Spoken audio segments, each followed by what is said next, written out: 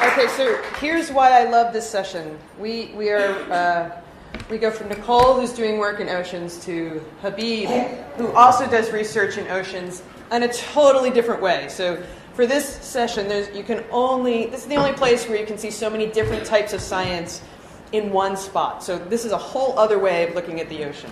So I'm thrilled to have with us Habib Dagher, who is the director of the Advanced Structures and Composites Center and the Bath Ironworks Professor of Structural Engineering at the University of Maine. I just got to say, to be like the Bath Ironworks Professor sounds really cool. Like you are solid with that. Habib is the founding executive director of the Advanced Structures and Composites Center, a National Science Foundation funded research center housed in a 100,000 square foot laboratory with over 180 full and part-time personnel. The UMaine Composites Center is a world leader in the development of low-cost advanced materials for infrastructure and energy, known for its award-winning innovations, including the Volturn US 1, how do you say that, 1x8? Volturnus 1-8. I really did read it, I just didn't think there was. Anyway, the first grid-connected floating offshore wind turbine in the US, and the inflatable composite arch bridges known as a bridge in a backpack. The center has worked with over 500 clients worldwide, including 150 Maine-based companies, and has received top national awards for its research.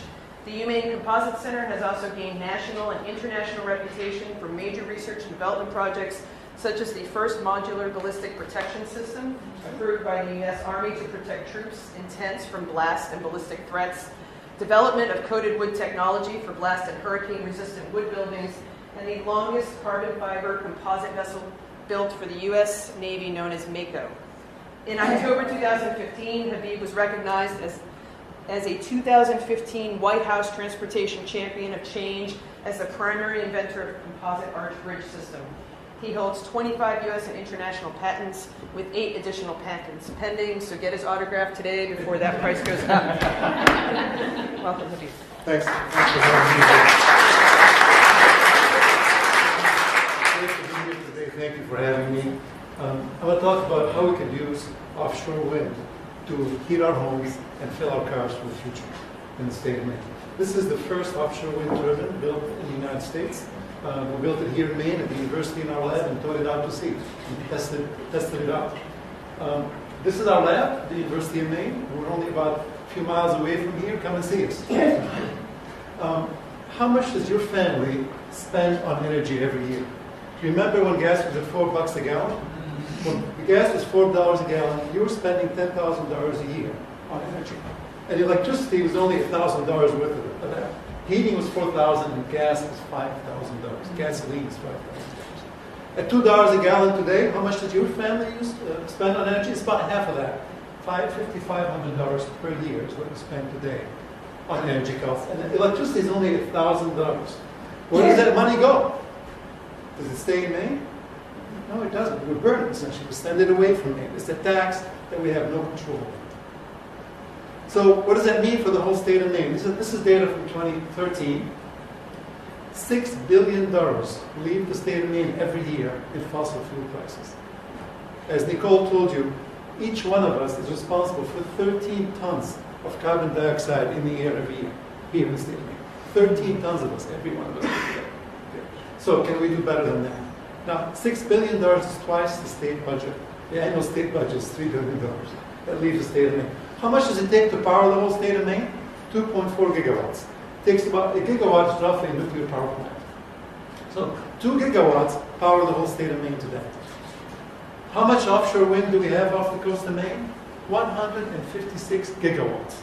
156 nuclear power plants worth of wind blowing off our coast that we're not doing anything about. We're energy rich, but we're not paying attention to it. So what we're trying to do at the University of Maine is figure out how to bring this energy cost effectively back to the state of Maine and keep our energy powers in Maine. This is what offshore wind looks like in Europe today. Europe is the world leader in offshore wind. They have 8,000 megawatts of offshore wind installed. The UK, Germany, Denmark, and others. But these things are huge, okay? Each one of these turbines has 6 megawatts. They're about 500-foot rotor diameters, the latest machines. 1 2/3 football field is the diameter of each machine. Each machine can produce enough power for 3,000 homes. These are big, big machines. So what are we doing different? This is our floating wind turbine. that we designed at the University of Maine. And this is the day we put it out to sea in Bangor. It's 1/8 scale of a full-size turbine. Look at the people under it. That's 1/8 scale of a full-size turbine. The whole thing is made out of concrete, and yes, it floats. Okay, it floats because it's all full of air inside. It's like a big concrete inner tube. Okay, and then we tow it out to sea. We tow it out to sea, as you see. We towed it out to sea, moved it to the seabed using 3 mooring lines, just like you have on a boat, and brought the power back to shore using an undersea cable. It works. Let me show you how well it works. This is what it looks like. We put it off the coast of Castine, Maine. We show it right, see it right over there. And this is a 50-year storm off the coast of Maine during the wintertime. This 50-year storm, during that 50-year storm, it moved only about 5 degrees off vertical during a 50-year storm. Okay, that's relative to the size of the unit. Okay, so it works. So the next step for us is put 2 huge ones off the coast of Mohegan Island, 6-megawatt machines. And these would be about 14 miles from shore. That's what they would look like. Each one taller than the Washington Monument. We're going to test them for 2 years after that. Okay? And then in the 2020s, start building larger units. How many of you have thought about buying an electric car? Now, what if that electricity came from offshore wind? Then wind will be blowing you across the state of Maine, right? Literally, that's what you'll be doing. We'll be heating your homes. You can buy SUVs out of electricity today, if they run on electricity today. How about heating your home? How many thought about heating your home with electricity? If you did that, actually you can save money.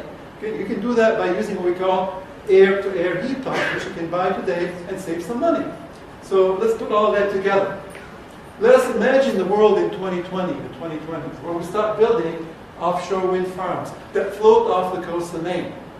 And these wind farms have been placed over 20 miles off the horizon. We don't see them from shore because we've all established the Earth is round, right? And when we go about 20 miles off the coast, you don't see them anymore. You drop off beyond the horizon. You don't see them, you don't hear them. And guess what it takes? It takes about 3% of the 156 gigawatt off the coast of Maine to heat every home and fill every car.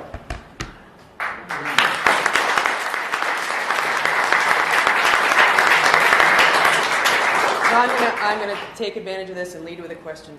Correct me if I'm wrong, we've had conversations in the past where one of the ways that this could help with cars is that wind that's generating electricity could be used overnight for the cars so it doesn't go to waste. Do I have that right? That's exactly right. So that's the cool thing is most of us use our cars only 1 hour to 2 hours out of 24. The other 22 hours or 23 hours is parked somewhere. It's parked at home or it's parked at work. What if at home and at work you had a plug? Actually, we have a plug in our office. Actually, we have 4 slots for electric cars right in front of our lab. And people are coming in and plugging in. And guess what, though? About 50% of our electricity today comes from natural gas in Maine. The other 25% comes from hydro, and the rest is from burning wood and other things. What if that electricity came from wind off the coast of Maine? Then you're literally filling your car with clean electrons and not putting 13 tons per year of CO2 into the air. Okay? And then you keep your jobs in Maine as well. That's I'm going to go to my next thing.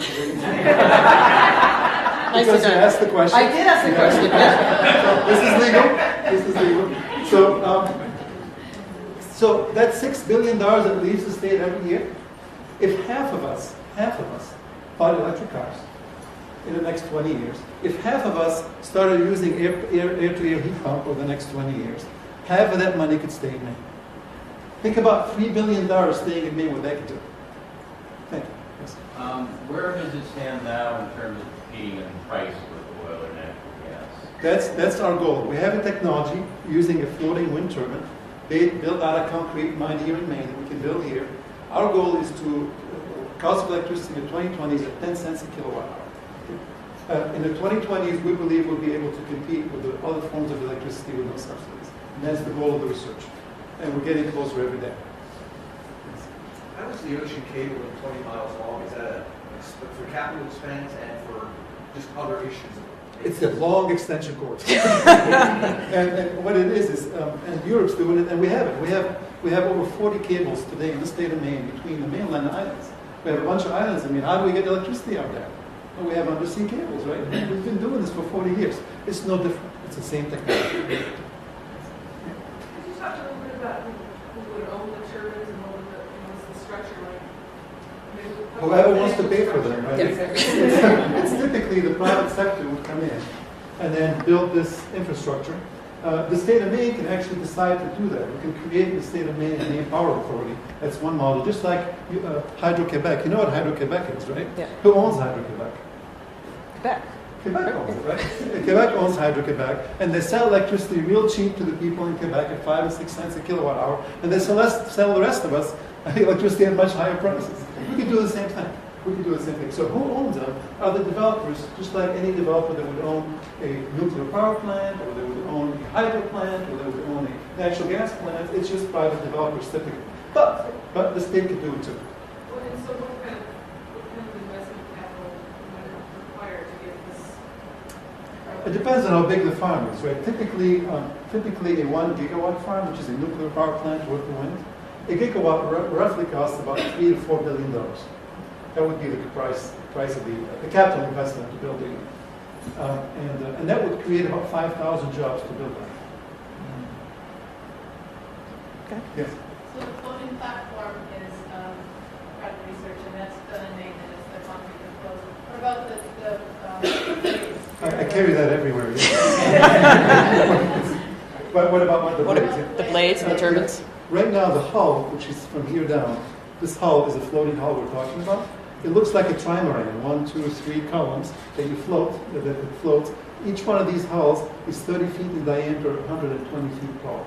So each one of these columns that you see at the end and the corners is bigger than the biggest building in downtown Bangor.